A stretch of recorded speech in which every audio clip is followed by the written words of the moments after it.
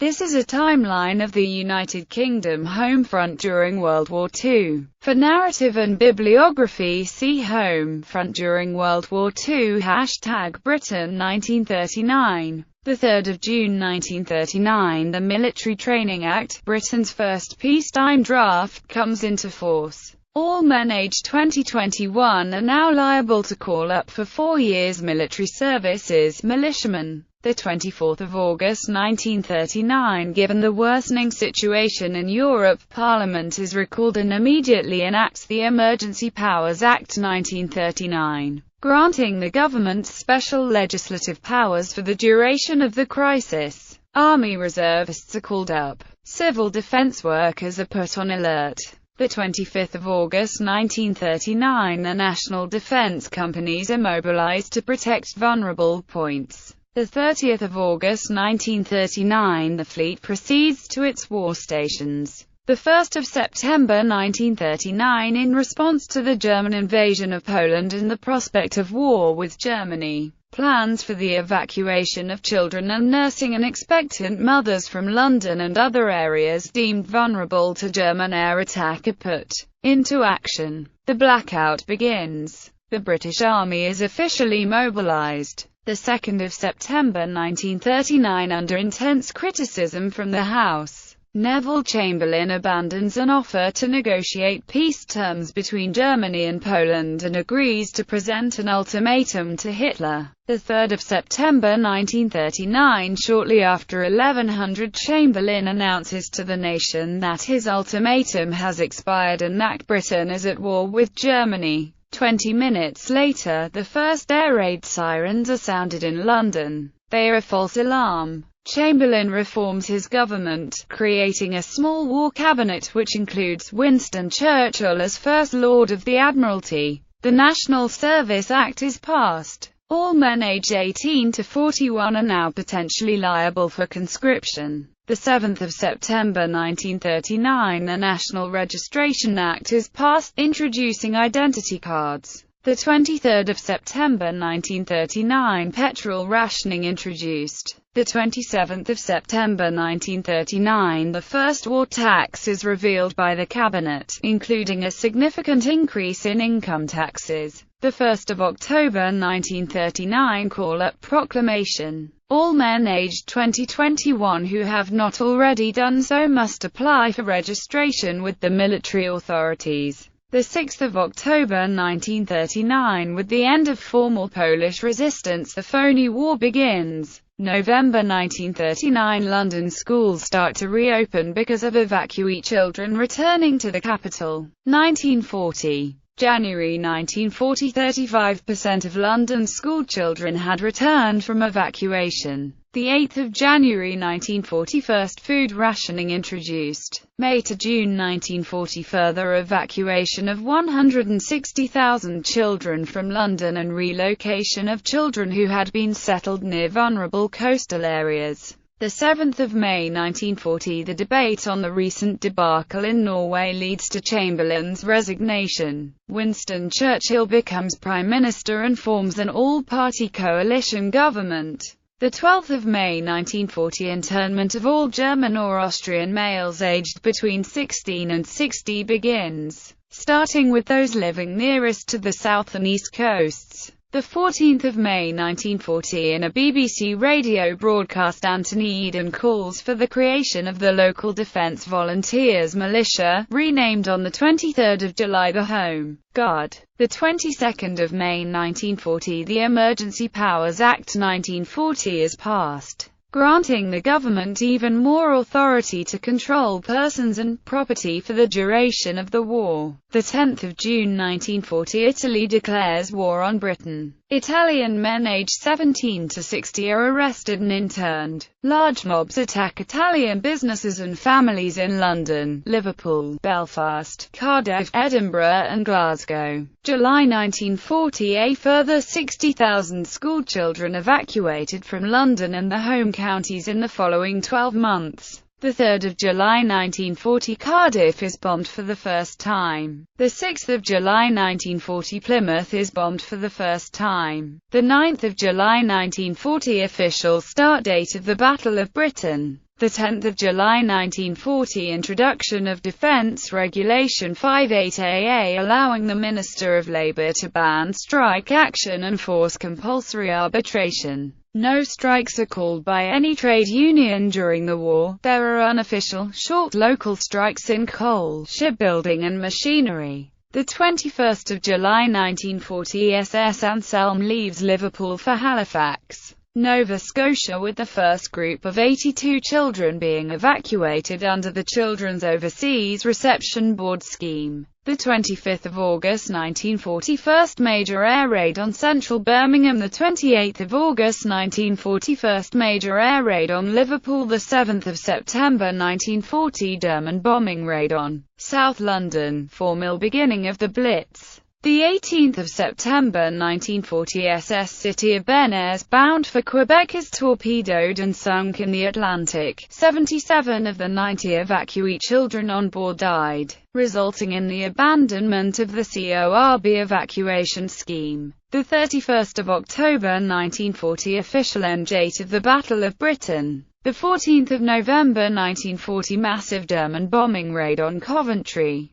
The 24th of November 1940 first major air raid on Bristol. 1941. The 21st of January 1941 the Communist Daily Worker is banned. 13 and the 14th of March 1941 major air raids destroy most of Clydebank. The 10th of May 1941 last major attack on London of the 1940-41 Blitz. The 1st of June 1941 civilian clothing is rationed for the first time. The 18th of December 1941 the National Service Act is passed. All men and women aged 18 to 60 are now liable to some form of national service, including military service for those under 51. The first military registration of 18.5-YEAR olds takes place. The schedule of reserved occupations is abandoned. From now on only individual deferments from the draft will be accepted. 1942. The 23rd of January 1942 first U.S. Army troops arrive in the UK, disembarking at Belfast. The officers were the advanced party of a force intended to defend Northern Ireland and release British troops for service overseas. The 5th of March 1942 the Daily Mirror publishes a controversial cartoon by Philip ZEC which Churchill and other senior government figures alleged was damaging to public morale. ZEC is investigated by MI5 and the government seriously proposes banning the newspaper until parliamentary opposition forces a retreat. The 23rd of April 1942 beginning of so-called Baedeker Blitz on English provincial towns, mainly chosen for their historic and cultural significance. Exeter, Bath, Canterbury, Lincoln and York along with several coastal towns were targeted. Attacks continue sporadically until the 6th of June. The 1st of July 1942 the basic civilian petrol ration was abolished, making fuel unavailable to private car owners. The 15th of November 1942 church bells were rung all over the United Kingdom for the first time since May 1940, in celebration of victory at the Second Battle of El Alamein. The 1st of December 1942 Sir William Beveridge's report on social insurance and allied services published. The Ministry of Labour reports that 1942 strikes cost 1,527,000 working days, as compared with 1,079,000 in 1941. 1943. The 18th of February 1943 the House of Commons votes, 335 to 119, against a Labour amendment demanding the creation of a Social Security Ministry and immediate implementation of the Beveridge Report. The government has approved the plan, in principle, but called for a delay until the war is over. The 19th of February 1943. The Labour Party National Executive Committee rejects the Communist Party's application for affiliation, saying it must carry out decisions of the Comintern in Moscow, that it has shown complete irresponsibility in British politics, and because its general outlook is entirely out of harmony with the philosophy and objectives of the Labour Party. The 7th of April 1943, the government releases a white paper by John Maynard Keynes, announcing its post-war currency stabilization plan designed to provide an international banking system. The 12th of April 1943, the Chancellor of the Exchequer presents a budget of £5.8 billion, with 56% to be raised from current revenue. The deficit would be £2.80 billion, of which £2.20 will be borrowed at home.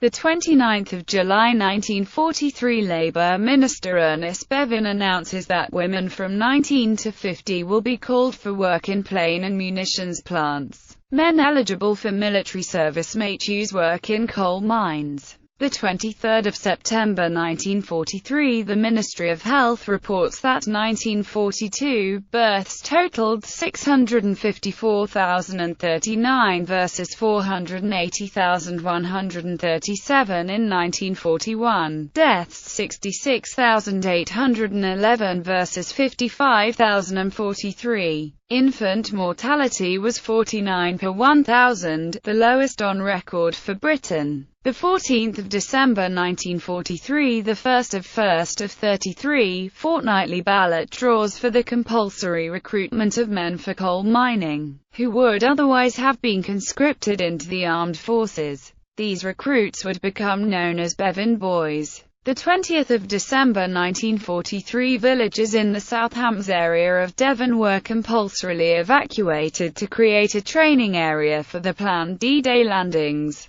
Also evacuated were the villages of Imber in Wiltshire and Tyneham in Dorset. The inhabitants of the last two have never been allowed to return. 1944. The 21st of January 1944, start of Operation Steinbock, or the Baby Blitz, a Luftwaffe night bombing campaign against southern England, which continued until May 1944. The 10th of March 1944, R.A. Butler's Education Act passed, reorganizing Britain's school system under the tripartite system. The 12th of June 1944, first V-1 flying bomb attack on London. July to September 1944, final wave of evacuation of children from London to the English Midlands and West Country. The 8th of September 1944, first V-2 rocket attack on London. The 17th of September 1944, the blackout is replaced by a partial dim out. The 22nd of September 1944, Ernest Bevin announces the government's plan for eventual military demobilization. The 3rd of December 1944, the Home Guard is stood down. 1945. The 1st of February 1945, part-time members of the National Fire Service are stood down. The 27th of March 1945, last V-2 attack on London. The 29th of March 1945, last V-1 flying bomb attack on London. The 2nd of May 1945, Civil Defence Service is stood down.